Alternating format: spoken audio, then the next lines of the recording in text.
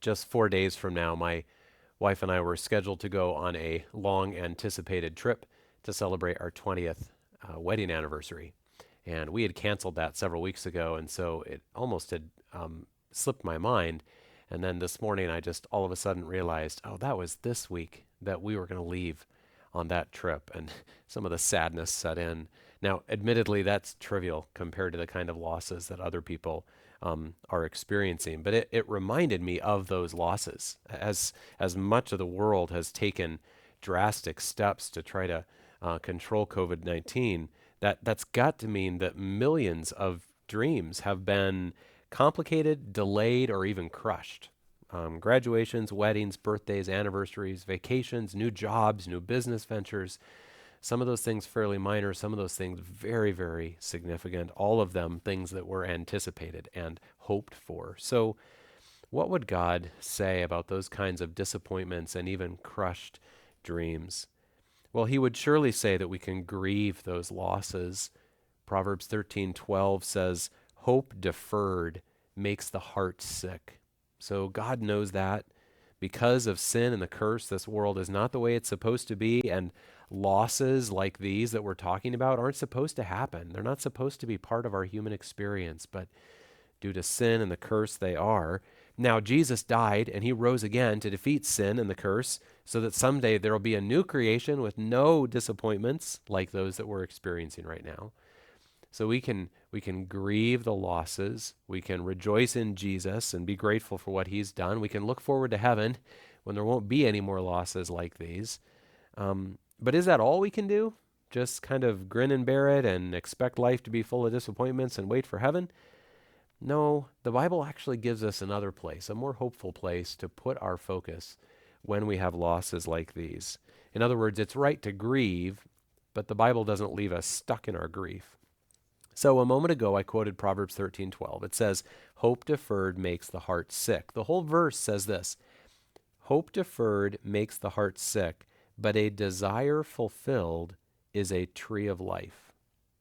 Now, here's what's interesting. Proverbs 13:19 uses that same phrase, a desire fulfilled. It says, "A desire fulfilled is sweet to the soul."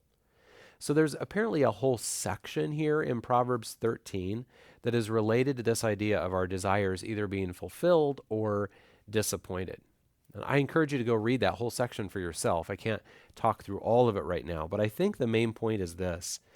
While it's hard to have your hopes delayed or even crushed, what's far worse is to live like a fool. And so, what is more important than having all of your hopes and dreams fulfilled is living with wisdom. Let's read just a little bit of it. Proverbs 13, verse 13. "Whoever despises the word brings destruction on himself, but he who reveres the commandment will be rewarded. The teaching of the wise is a fountain of life. Poverty and disgrace come to him who ignores instruction, but whoever heeds reproof is honored. A desire fulfilled is sweet to the soul, but to turn away from evil is an abomination to fools." So what that whole paragraph in Proverbs is emphasizing is that the path of wisdom is the path that's most likely to lead to fulfilled goals and fulfilled hopes. Life's always going to be difficult. Disappointment will always be a possibility. But in general, the way of a fool is much, much harder than the way of a wise person. So these current losses that we're experiencing right now, some of them may have lasting consequences. Some of these things will never get back. But we will move on from this, and new opportunities will come out of this time, and you will probably have some celebrations of other things in your future. But what will really determine the course of your life is whether you are wise or foolish, whether you have a humble heart to listen to God's word and God's teachings so that they make you wise, or you ignore him, ignore his words, and live like a fool.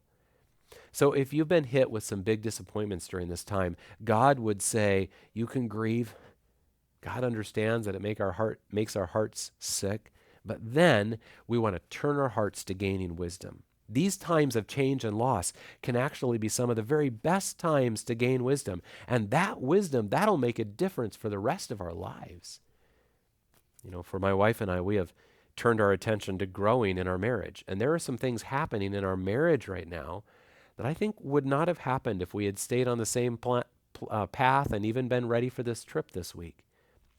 So I'm sad, I'm disappointed about our trip. But in the long run, we're actually going to be in a really good place if we gain wisdom through this time. No matter what hopes have been crushed, gaining wisdom is going to bear good fruit in your life. So Proverbs says, above all else, get wisdom.